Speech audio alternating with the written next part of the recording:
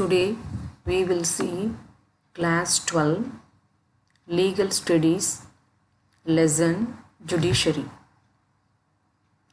2. Salient features of Indian judiciary. India as a common law jurisdiction. Taking its precedence from the British tradition of common law, India has adopted a similar model. Under this scheme of the common law system, the decisions, orders, and judgments developed by the judges in India help in the creation and the development of laws and legal principles which becomes binding precedents for all subordinate courts in the hierarchy. Therefore, courts play a vital role in creating laws physically where gaps in law exist and the legislature or executive have failed to enact laws. Thus, apart from the administrating civil and criminal justice, courts and judges serve a vital function in the federal setup of the country. Opposed to this model is a concept of civil law system followed in the countries such as Germany, Russia, and continental Europe. The main difference between common and civil law is with respect to the source of law. Under common law, judiciary can make laws through judicial decision of courts. However, under civil law, only the legislature or executive has the power to create laws and rules. The salient features of Indian judiciary in following a common law model further strengthens the role of courts in India.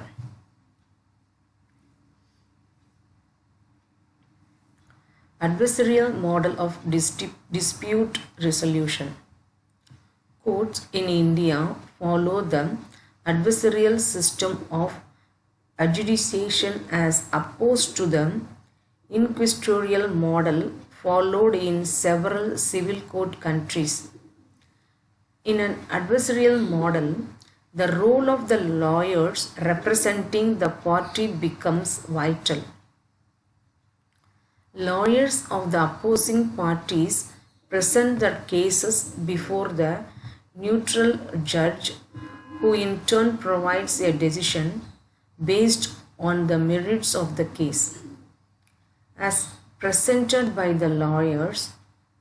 In the inquisitorial system of law, on the other hand, judges are more proactive in adjudicating the matter.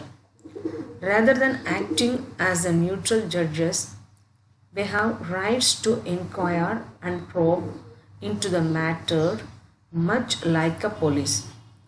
Here, the roles of the lawyers representing the party and the role of the judges accumulatively becomes important in determining the manner in which the civil case or the criminal trial proceeds.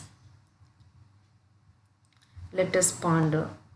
Choose a civil law country in the world that follows an inquisitorial model of the legal system. In this context, find out the main differences in the legal systems between India and the chosen country. Discuss your findings in class. 3. Attorney General of India and law officials in India. The discussion on the structure of the Indian judiciary would remain incomplete without an explanation of law officers and officers appointed by the central and state governments in India. Certain law officers at the union and state level exist to advise the executive wing of the government. These law officers are taken up by law officers who derive their mandate either from the constitution or other statutory enactments and the rules. The Attorney General is the first legal officer of the country. The Attorney General of India is appointed by the President of India under the Article 76 of the Constitution, which states that they can hold the office during the pleasure of the President. The Attorney General must be a person qualified to be appointed as a judge of the Supreme Court, possessing adequate legal practice, or have served as a judge for a requisite during a mandated by the Constitution. It is the duty of the Attorney General for India to give advice to the Government of India upon the legal matters and to perform other duties of legal character as may be referred as assigned to him by the President. In the performance of his duties, he has the right to appear in courts. This is known as the right to audience given to the Attorney General.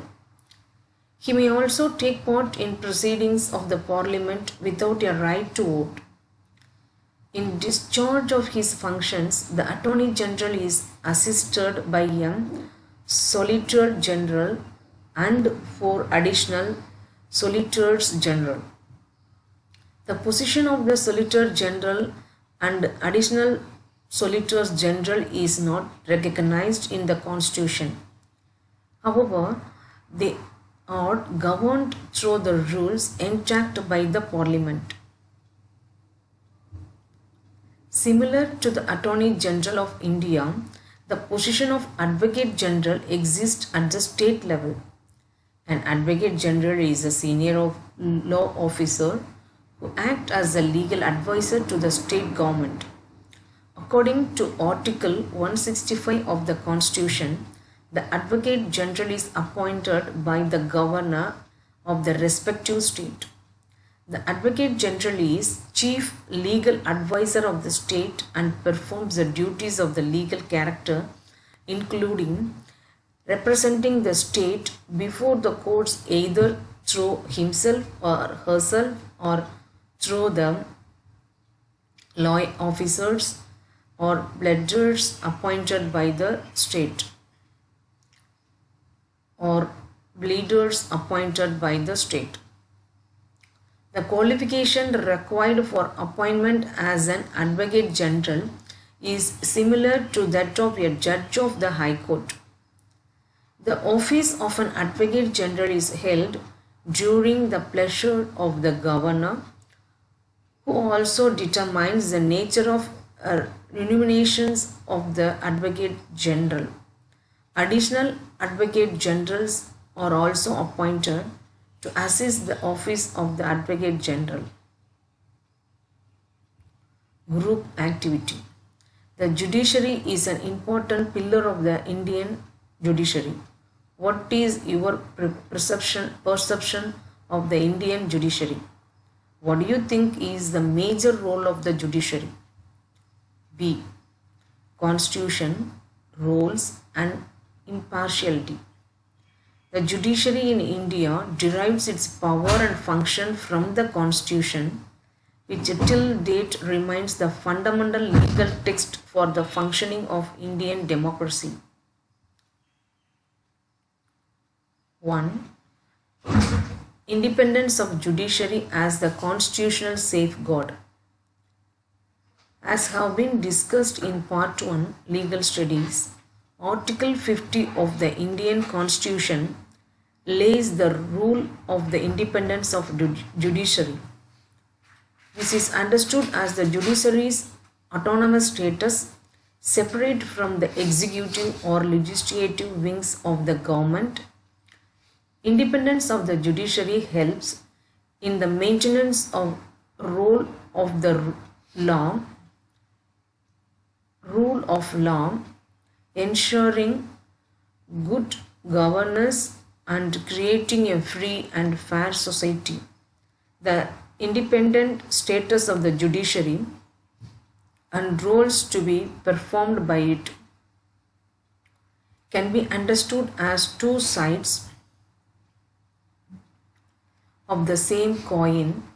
In this context, one must understand the reason for granting a special status to the judiciary. First, judiciary's independence is linked to its role as the watchdog in a democracy. It monitors and maintains the checks and balances over the other arms of the government. Thus, judiciary emerges as the mediator when any organ of the government exercises excess power which tends to violate the largest societal or individual interest. For instance, the Indian police has extensive powers for the crime detecting and gathering evidences for prosecution of the criminals. It is common for the police to integrate the suspect criminals in order to gather the best evidences of the crime. However, such power should not impinge upon the rights of the accused or the suspected criminals. An accused cannot be coerced into giving the statement pointing to his or her guilt. This right has been constitutionally guaranteed to the accused under the Article 20 (3) of the Constitution, which states, "No person accused of any offences shall be compelled to be a witness against himself." This right has been constitutionally guaranteed to the accused under the Article 220(3) of the Constitution, which states, "No person accused of any offences shall be compelled to be a witness against himself." Judiciary steps in when such delicate interests are to loggerheads. Similarly, when there is a thin line of the difference, as in the case of police exercising their power to gather the witness in the exercise of the legitimate and the excess right of the state organ, the role of the judiciary becomes vital. Second, in order to ensure that the constitutionally guaranteed freedoms such as freedom to speak in public or peacefully assembly are interrupted as per the true constitutional philosophy, judiciary has been kept free from any external pressures. This is particularly useful when judiciary is interpreting a case of conflict between the government, political party in power, and certain protesting people of the civil society who have peacefully articulate their opinions on social issues, for example, crime against women. Third, judiciary acts as a guardian of the fundamental rights which are constitutionally granted to every citizen in India. Independence of the judiciary was carved out during the formation of Indian Constitution as India was transitioning from a feudal to a democratic order. It was done to fully translate the well-knit provisions of the extensive rights guaranteed under the Constitution into the lives of the average citizens. Our Constitutions grants as unique rights such as civil and political rights, example, the right to life, a right to freedom of discrimination based on religion, race, caste, sex, or place of birth. Economic, social, and cultural rights, example, freedom to practice any religion, protection of justice of minorities.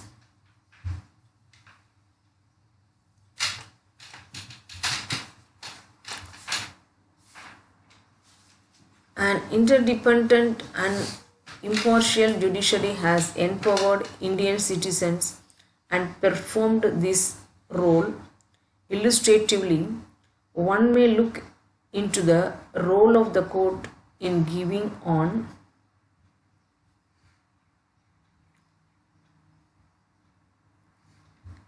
expanded meaning to Article 21 of the Indian Constitution, which talks about a general right to life and personal liberty.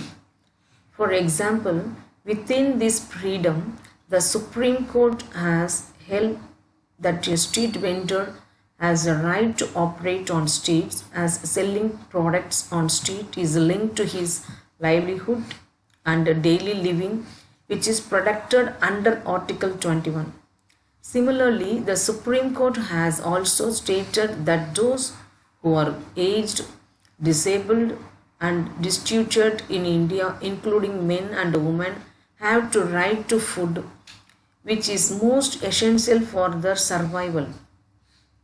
State has a corresponding duty to provide them with food. This right has been read into the general right under Article 21.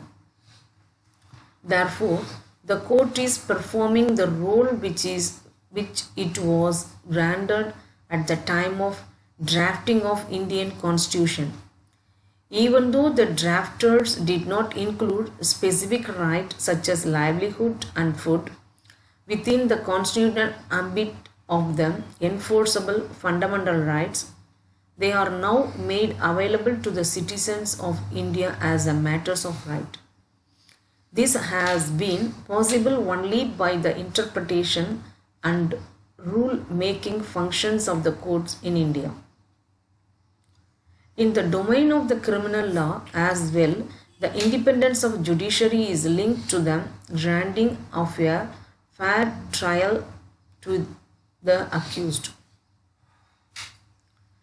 This becomes extremely important even when the accused are foreign nationals or persons who have committed crime against the state, example, terrorist.